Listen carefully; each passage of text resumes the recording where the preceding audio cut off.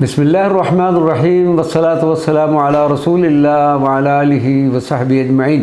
معزز ناظرین و سامعین کرام، السلام علیکم ورحمۃ اللہ وبرکاتہ۔ آج ہم سمرقند میں امیر تیمور کمپلیکس کے حوالے سے مختصراً گزارشات پیش کرتے ہیں۔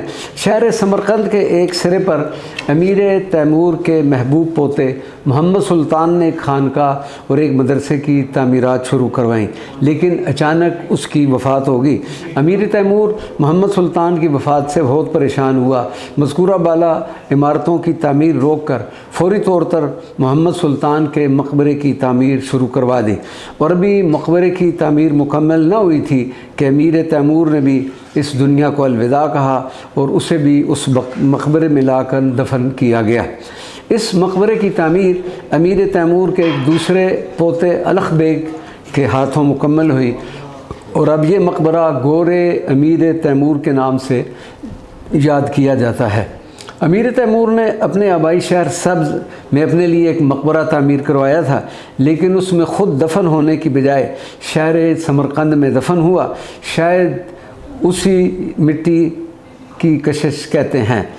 شہر سب کے مقبرہ میں امیر تیمور کے دو بیٹے مدفون ہیں۔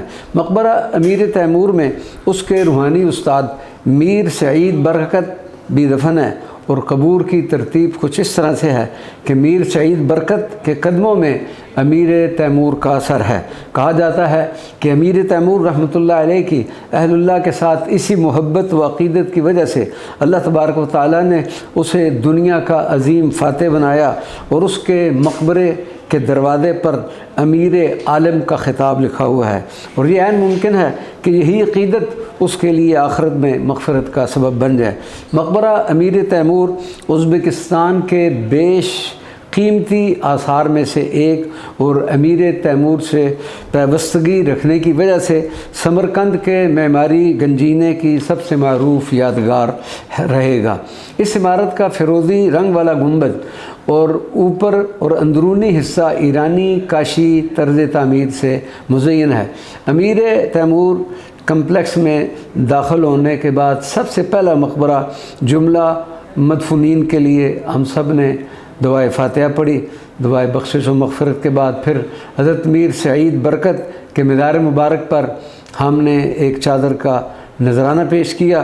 امیر تیمور کی اہل بیت نبوی صلی اللہ علیہ وسلم سے محبت کے باعث اس کے مقبرے پر بھی ہم نے ایک سبز رنگ کا نذرانہ پیش کیا۔